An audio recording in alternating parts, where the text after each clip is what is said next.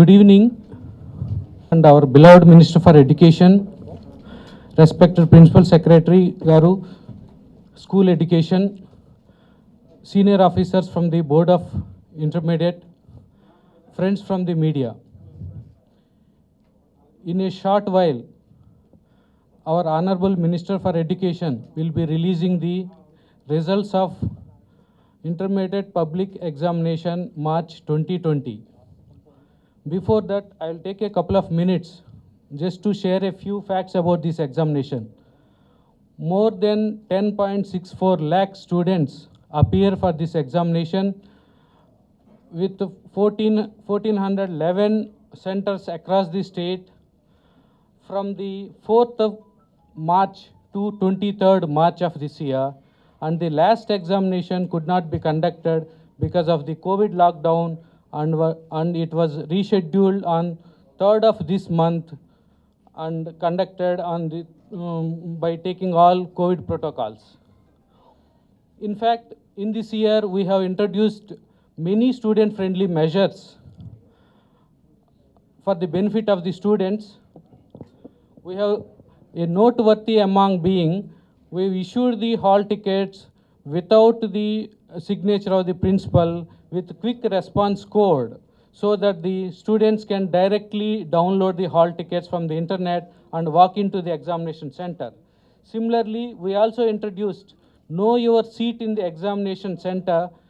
It is like you book a ticket in a movie theater, you know the plan. Similarly, our students taking the examination also will know the plan of the examination hall. This may be the one first maybe in the country.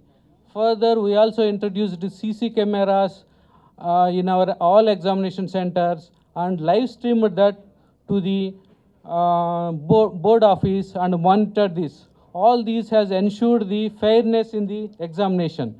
In fact, we have started our valuation process in 19 March itself, but due to the COVID lockdown, they were kept under suspended animation, and with the active support and guidance of our Honorable Minister Garu and Principal Secretary Garu, we could resume the spot valuation on the 11th May of this year, and we have decentralized 13 centers to almost 46 centers. We have gone to divisional and sub-division levels also.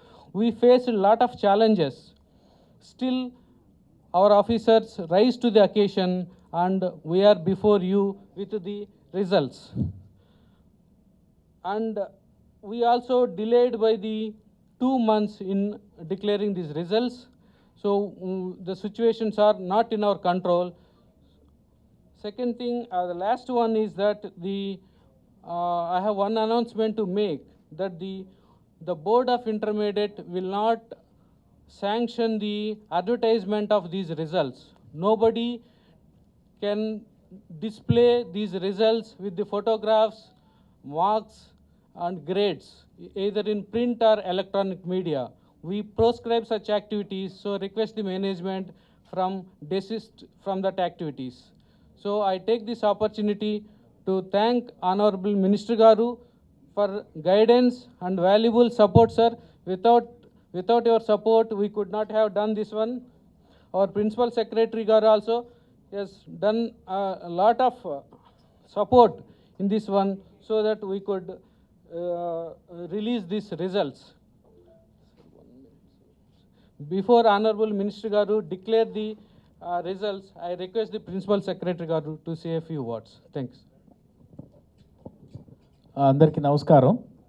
గౌరవ మంత్రివర్యులకు, మన secretary and secretary of the board of intermediate education, senior officers from the board, friends from the media. ఇప్పుడే commissioner గారు చెప్పినట్టు today is a golden day for the state of AP. I think ఈ secondary senior secondary exam results, if I am not mistaken, first in the country we are announcing. So I'll take this opportunity to congratulate Ramakrishna Garu, our commissioner, and his team, his entire team, Board of Intermediate లో చాలా కృషి చేశారు, particularly in the challenging times of COVID, and without an incident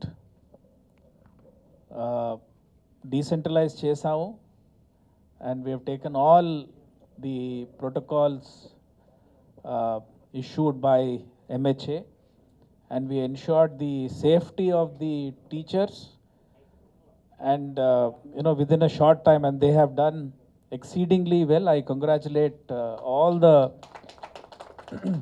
lecturers who participated in these camps, and today we are here with you with these results. And of course, as our commissioner has said, without the blessings of our minister, all this would not have happened. So on behalf of the board, I also thank our honorable minister.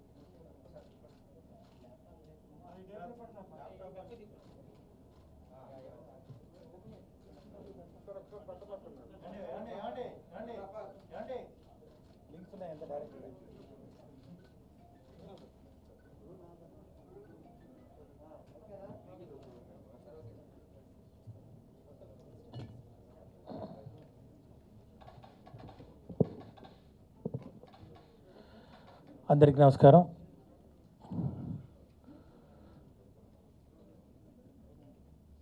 గౌరవ principal secretary గారు for school education Rajasekhar గారికి, commission board of intermediate education Ramakrishna గారికి, ఇతర అధికారులు board of intermediate education నుంచి, అట్లాగే పాత్రికేయులకు, print and electronic media సోదరులందరికీ నమస్కారాలు. ఈరోజు నిజంగా ఒక చారిత్రాత్మకమైన రోజుగా నేను భావిస్తూ ఉన్నాను. ఈ కోవిడ్-19 కంటైన్మెంట్ ఉన్న పరిస్థితుల్లో ముఖ్యంగా ప్రజా జీవితం అతలాకుతలమైపోయి అస్తవ్యస్తమైపోయి మరి ఇబ్బందులు పడుతున్న పరిస్థితుల్లో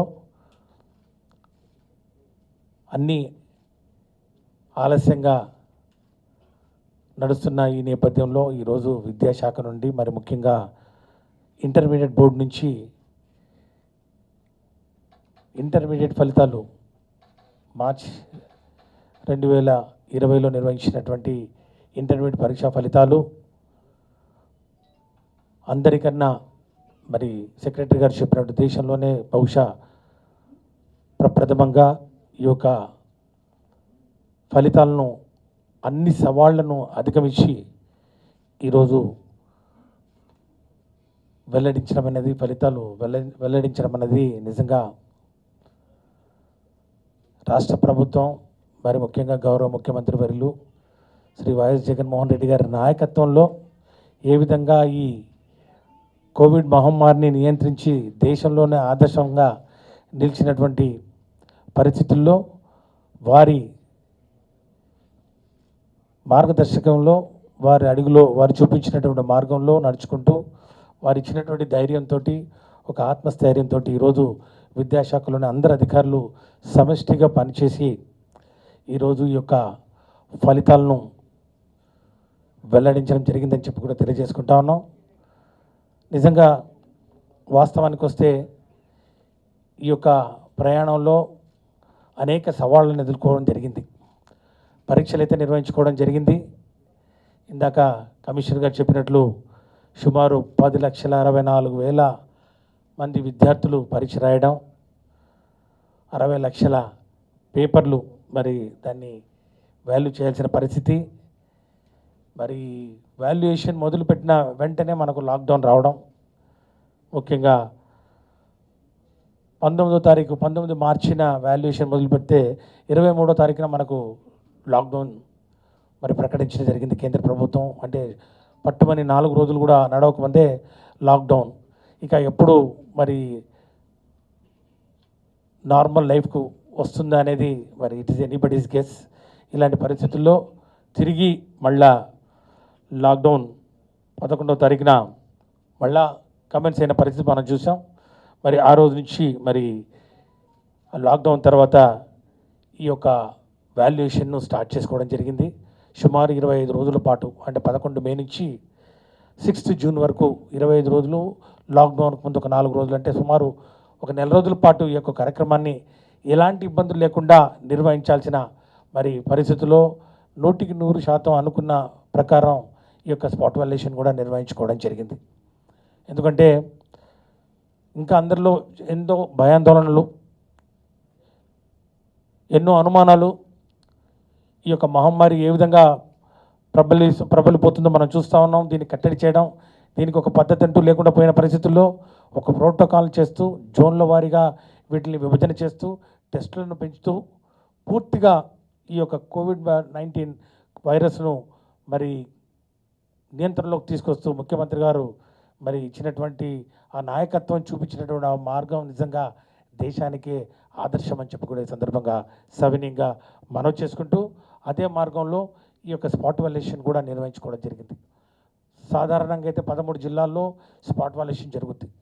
కానీ చాలా చోట్ల లాక్డౌన్ ఉన్న పరిస్థితుల్లో, బయటికి రాని పరిస్థితుల్లో, మరి ముఖ్యంగా ఈ స్పాట్ వాల్యుయేషన్ చేసినటువంటి ఎగ్జామినర్స్కు ఇబ్బంది కలుగుతున్న పరిస్థితుల్లో సెంటర్స్ పెంచాల్సిన పరిస్థితి ఏర్పడింది. వెనకాడకుండా మరి సెక్రటరీ గారు, మరి కమిషనర్ గారు అందరికీ ధైర్యం చెప్తూ, అందరితో వీడియో కాన్ఫరెన్స్లు నిర్వహిస్తూ, అందరి సలహాలు సూచనలు తీసుకుంటూ ఒక చక్కటి మార్గదర్శకాన్ని మరి కల్పిస్తూ ఈ సెంటర్స్ను 46 సెంటర్లకు పెంచి సుమారు 25,238 మంది ఎగ్జామినర్స్ను మరి ఈ యొక్క కార్యక్రమానికి మరి ముందుకు దించి వారితోటి ఈ యొక్క వాల్యుయేషన్ జరిపించడం జరిగింది. అన్ని కార్యక్రమాలు, ముఖ్యంగా ఎస్ఓపిని ఒకటి తయారు చేసుకోవడం జరిగింది. ఏ విధంగా ఈ ఎగ్జామినేషన్ సెంటర్స్ను మరి నిర్వహించాలి, ఏ విధంగా రోజు మరి మార్నింగు ఈవినింగు శానిటైజేషన్ చేయాలి, ఏ విధంగా థర్మల్ స్కానర్స్ తోటి టెస్టింగ్ చేయాలి, శానిటైజర్స్ని పెట్టాలి, ప్రతి ఒక్కరికి మాస్కులు అందించాలి, మరి అట్లాగే అక్కడ పనిచేస్తున్నటువంటి సిబ్బందికి గ్లౌజ్ ఇవ్వాల్సిన పరిస్థితి ఉంది.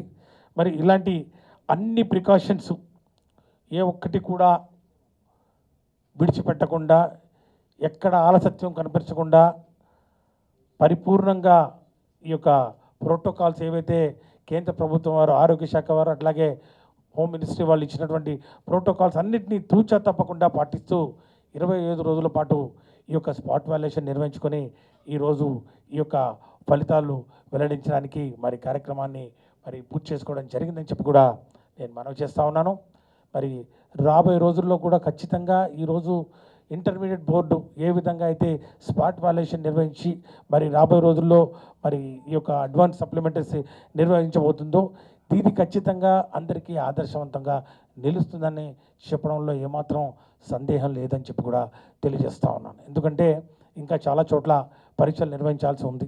10వ తరగతి కానివ్వండి, మరి డిగ్రీ అండర్ గ్రాడ్యుయేట్ కానివ్వండి, పోస్ట్ గ్రాడ్యుయేట్ కానివ్వండి, చాలా చోట్ల అసంపూర్తిగా మిగిలిపోయినటువంటి పరీక్షల్ని ముందుకు తీసుకోవాల్సిన అవసరం ఉంది. మేము ఈరోజు ఇంటర్మీడియట్ ఫలితాలు ఈరోజు ప్రకటించడం ద్వారా అందరికీ ఒకటి తెలియజేయడం జరిగింది.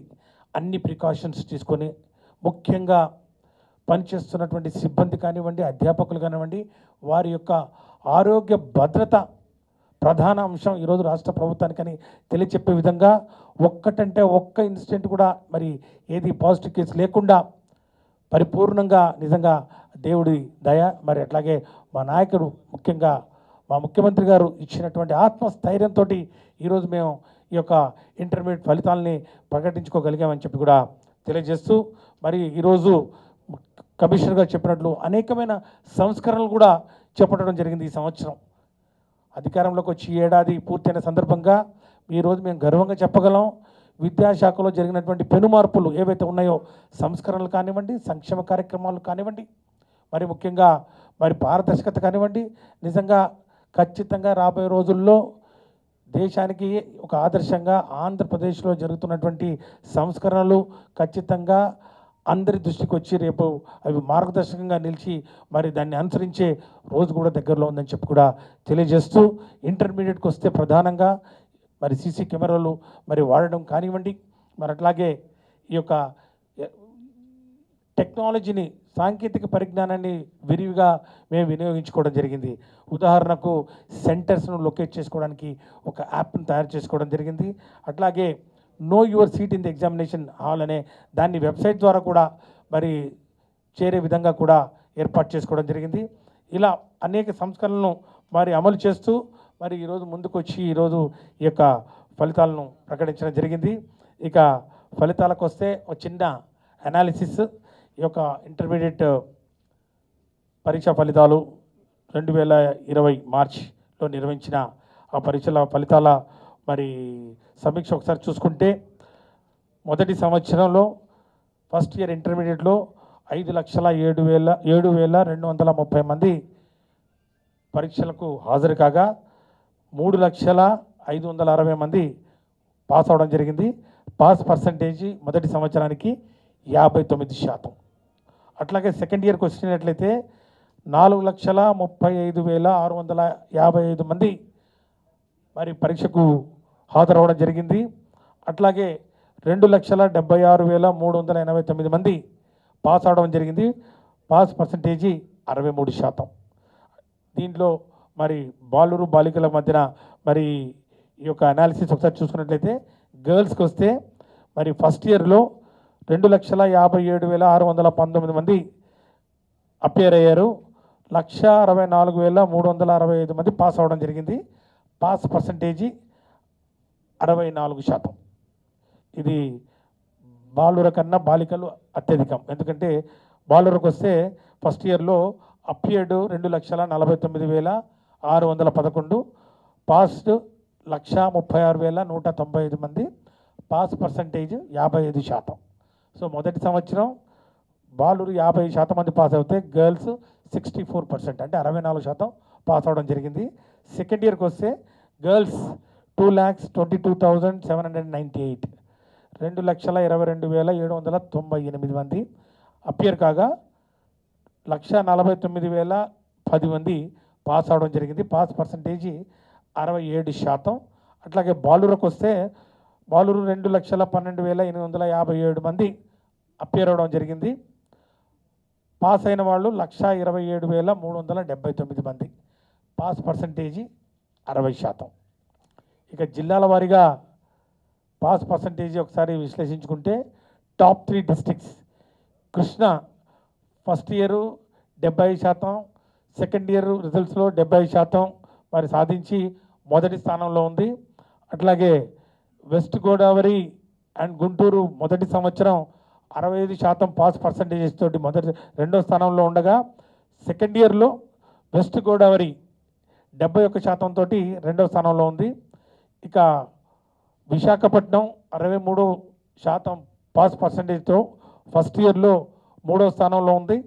అట్లాగే నెల్లూరు జిల్లా ఎస్పీఎస్ఆర్ నెల్లూరు అండ్ విశాఖపట్నం 68% తోటి సెకండ్ ఇయర్లో మూడో స్థానంలో ఉందని చెప్పి కూడా తెలియజేస్తా ఉన్నాం.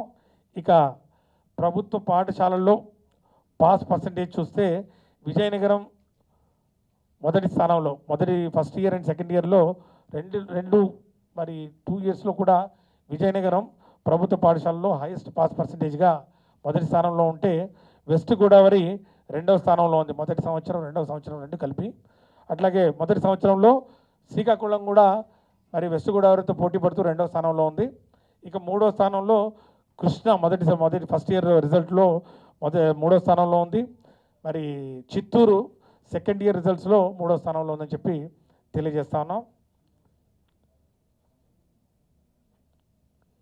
ఈ రిజల్ట్స్ కూడా ఈసారి సీడీ మనం ఇవ్వట్లేదు. సీడీకి బదులుగా ఈ మెమోస్ ఏవైతే ఉన్నాయో ఈ మెమోస్ కూడా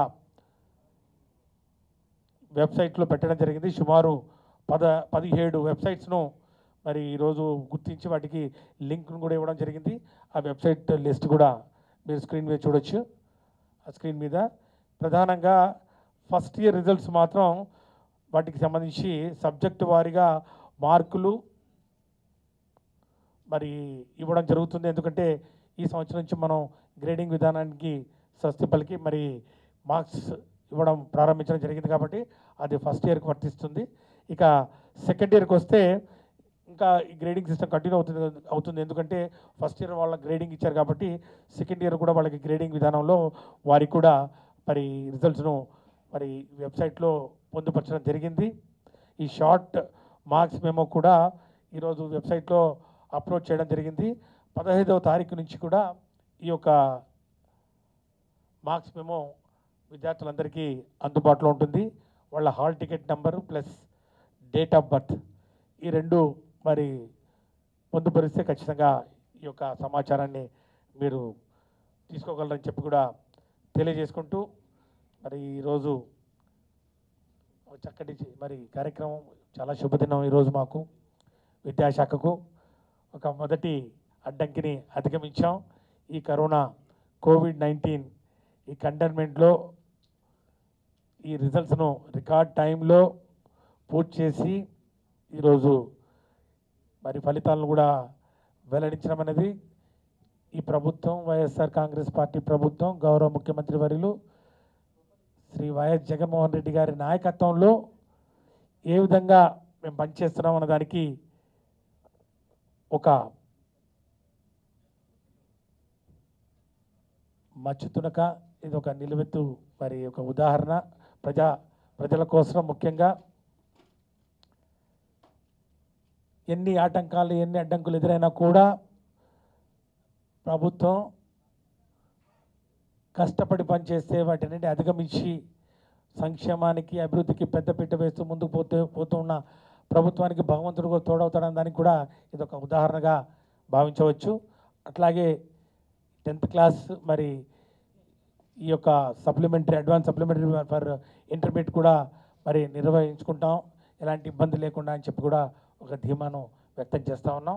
ఇక గ్రీవెన్సెస్కు సంబంధించి ఏదైనా కూడా ఈ రిజల్ట్స్కు ఫలితాలకు సంబంధించి ఏదైనా ఫిర్యాదులు ఉన్నా కూడా ఒక టోల్ ఫ్రీ నెంబర్ను కూడా ఏర్పాటు చేసుకోవడం జరిగింది. 24/7 ఈ టోల్ ఫ్రీ నెంబర్ అవైలబుల్గా ఉంటుంది. Kindly note that toll free number and then email ID కూడా ఒకటి ఇవ్వడం జరిగింది. అట్లాగే WhatsApp number that's only for messages. So WhatsApp number కూడా ఇవ్వడం జరిగింది. ఇక ఏదైనా సందేహాలు ఏదైనా ఉన్నా కూడా అడగచ్చు. Thank you. మండే అనౌన్స్ చేస్తాం.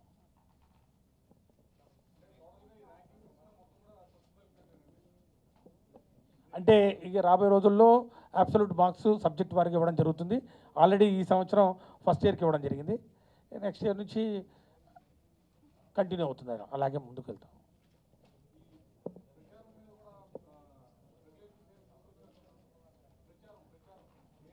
చెప్పారు కదా ఈ టీవీ అడ్వర్టైజ్మెంట్స్ కానివ్వండి, తర్వాత ఈ యొక్క క్యాండిడేట్స్ ఫొటోస్ డిస్ప్లే కానివ్వండి, అవన్నీ మరి పూర్తిగా నిషిద్ధం. అలా ఎవరైనా చేస్తే కూడా ఆ యాజమాన్యాల మీద ఖచ్చితంగా చర్యలు తీసుకుంటాం. అట్లాగే ఈ న్యూ రూల్స్ కూడా ఇవ్వడం జరిగింది. ఇంటర్మీడియట్ అడ్మిషన్స్ కూడా ఏ విధంగా క్లాస్కు ఎంత స్ట్రెంగ్త్ ఉండాలి, ఎంతమంది విద్యార్థులు ఉండాలి, ఎన్ని సెక్షన్స్ ఉండాలని దాని మీద GO number 23 kindly refer it. ఎవరైనా కూడా జీవోను ఉల్లంఘించి మరి అడ్మిషన్ చేపడితే మాత్రం వారి మీద ఖచ్చితంగా చర్యలు తీసుకుంటాం. ఇంకా స్టార్టింగ్ కాలేదు, అడ్మిషన్స్ కాలేజ్ వరకు స్టార్టే కాలేదు కదా. కాలేజ్ ఎక్కడ ఎవరు ఇచ్చినా కూడా మేము టోల్ ఫ్రీ నెంబర్ ఇవ్వడం జరిగింది. ఎవరు కంప్లైంట్ చేసినా కూడా దాని మీద మరి ఖచ్చితంగా ఇన్స్పెక్షన్ టీంను పంపుతాం. ఇప్పటికే పోయిన సంవత్సరం కూడా సెక్రటరీ గారు ప్లస్ కమిషనర్ గారు స్వయంగా వారే చాలా కాలేజెస్ కూడా మరి సందర్శించడం జరిగింది. వారి మీద నోటీసులు ఇవ్వడం జరిగింది. కొన్ని కాలేజీల మీద కూడా చర్యలు కూడా తీసుకోవడం జరిగింది. మీకు తెలిసే ఉంటుంది.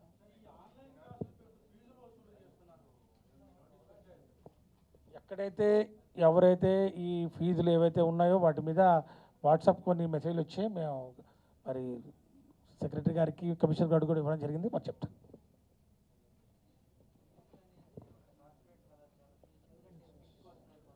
Yes, monitoring commission will they will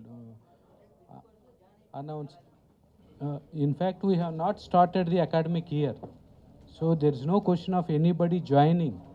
That is not valid. If somebody is joining, taking the admission, that's not at all valid. That's illegal. So when the academic year itself has not started, somebody cannot take the admission. That's what. That's not మా valid. దృష్టికి వచ్చింది, కొంతమంది corporate class work start అయిందని చెప్పడం జరిగింది. అది ఇంకా establish కాలేదు. ఖచ్చితంగా దాని మీద మరి చూస్తూ ఉన్నాం. ఈ ఫీజులు కూడా మేము చెప్పడం జరిగింది. Regulatory and monitoring commission chairperson కూడా ఆల్రెడీ దాని మీద వారు ఒక పత్రికా ప్రకటన ప్రెస్ కాన్ఫరెన్స్ కూడా పెట్టడం జరిగింది. ఎవరు కూడా ఈ 1 year ఫీజు వసూలు చేయకూడదు. కేవలం ఫస్ట్ క్వార్టర్ ఫీజులు మాత్రమే వసూలు చేయాలి. అది కూడా ఇన్స్టాల్మెంట్స్లో వసూలు చేయాలి. ఆ ఇన్స్టాల్మెంట్ కూడా ఆ ఇన్స్టాల్మెంట్కి మధ్యన గ్యాప్ కనీసం 45 days ఉండాలని చెప్పి వారు చెప్పడం జరిగింది. ఇంకా చాలా కంప్లైంట్ వచ్చినాయి. లాస్ట్ ఇయర్ ఫీజు ఎంత ఉందో అంతే ఫీజు వసూలు చేయాలి, పెంచకూడదు, ఫీజులు పెంపు చేయకూడదు అని చెప్పి కూడా చాలా స్పష్టంగా చెప్పడం జరిగింది. ఇప్పుడు రెగ్యులేటరీ అండ్ మానిటరింగ్ కమిషన్ చాలా యాక్టివ్గా పనిచేస్తూ ఉంది. వాళ్ళు చాలా ఇప్పటికే కొన్ని సూచనలు కూడా ఇవ్వడం జరిగింది. ఆ స్కూల్స్ మేనేజ్మెంట్స్ అంతా వాళ్ళ డేటా అప్లోడ్ చేయమని. ఖచ్చితంగా దాని మీద నిఘా పెడతాం. మరి దాని మీద పర్యవేక్షణ ఉంటుంది, నియంత్రణ కూడా ఖచ్చితంగా ఉంటుందని మాత్రం తెలియజేస్తాం.